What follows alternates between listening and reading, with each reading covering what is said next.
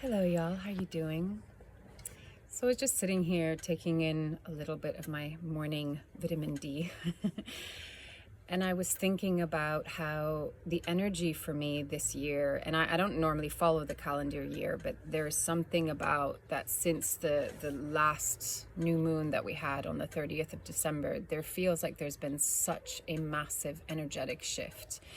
And I understand that, there's still like the fires in Los Angeles, there's still things that are coming up that are catastrophic, and there's still war happening, there's still all of these things playing out, but the energy of my internal experience, and from just even talking to my friends, there's just an absolute tangible, visceral shift. And what I would say it's shifted into is a lot of gratitude and appreciation and just heart-centeredness. I'm looking at things through a lens of just such appreciation and seeing the beauty in things and feeling the warmth in things. And I think if I were to look at what's still playing out in the world,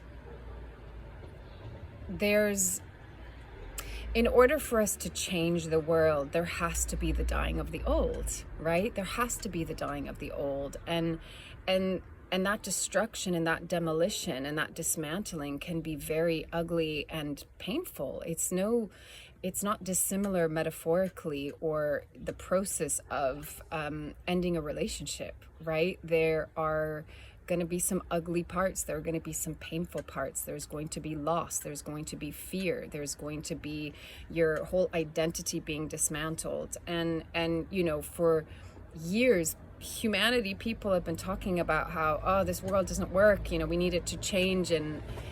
But what does that actually mean, right? What that actually means is letting go of a paradigm, an ideology, a way of being, a way of doing, I should say, that no longer serves us, that we've outgrown, that we've literally, like, the clothes are too small, the shoes are too small for us.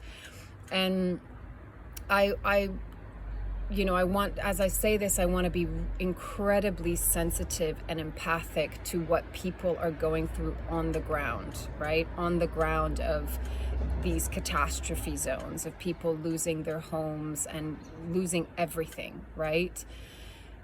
And yet, as I wrote the other day, what we're left with when everything is literally or metaphorically burnt to rubble is people.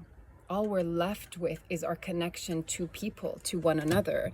And so I will always look for the silver lining, and I will always look for what is the gift in this, right? Like, yes, there's absolutely a space for the grief, for the fear to come up, the anger, even the confusion, all of it, the why is this happening? There needs to be compassion and empathy and understanding and space for our human self.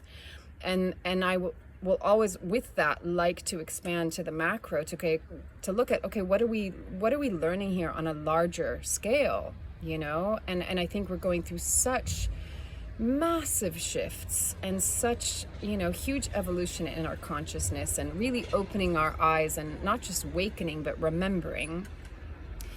So it's a powerful lesson, gift, to recognize that as we're kind of evolving from the third dimensional world, which has been heavily focused on things and consumerism and our stuff and what we do and our status and what that means about us, and getting validation from the external, or through doing, or through achievement, or through the piling up of whatever, wealth and status. And it's not to say that there's anything wrong with those things, but it's almost like, if humanity is really coming back to heart, the ultimate test is, who are you, and what are you, and what has meaning when there's nothing?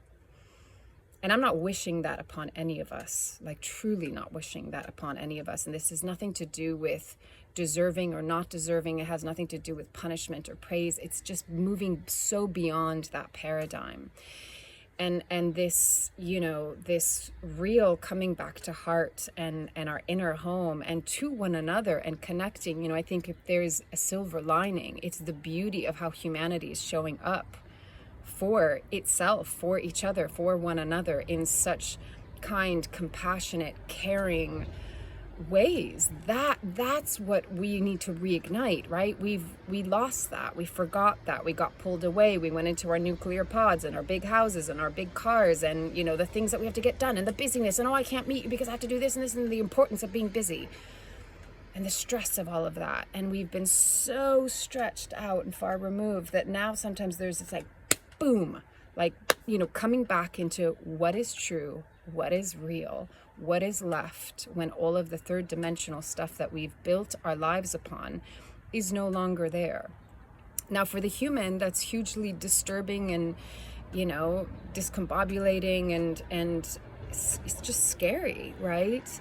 And yet I think the power that comes through, the compassion that is coming through from people for people is just, that is going to be a kind of sustenance that no house, no car, no wardrobe, no nothing can actually fill that space. And, you know, what if the opportunity is to really come back to community? You know, how does community, you know, I know people that have been in these kind of catastrophe zones, and they all say the beauty of the community that has been formed through it, that help to regrow and rebuild and support and, you know, all of that stuff, that is invaluable. It's totally invaluable and beautiful. And so yes, the transition is destabilizing and scary, but I just believe if we take the experience and we find the gift in it, then we can create something that is so beautiful.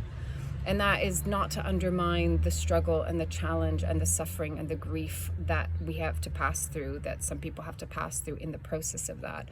But keeping our eye on, and then what do we want to create out of this? There is an opportunity, and there's an opportunity to not replicate the old. And there's also the opportunity to say no to what some of the powers that would like to be want to take advantage of and create in its place. And so I think if we can keep the human bond and the human connection and the true community as the point of focus, then I really do truly believe we can change the world, you know, and we're the ones to do it. There's no savior. There's no person or thing or organization that's going to do it for us. It's really comes down to us. So what does that mean, like on a personal level, as we're dismantling and crumbling the old paradigms and ways of being? I think one of the biggest words that comes into my mind that I was speaking about yesterday with someone is vulnerability. Like, can we recognize that we are powerful when we are vulnerable, that we can be powerful and have feeling, that we can be powerful and live from heart? And when I say powerful, I don't mean power over.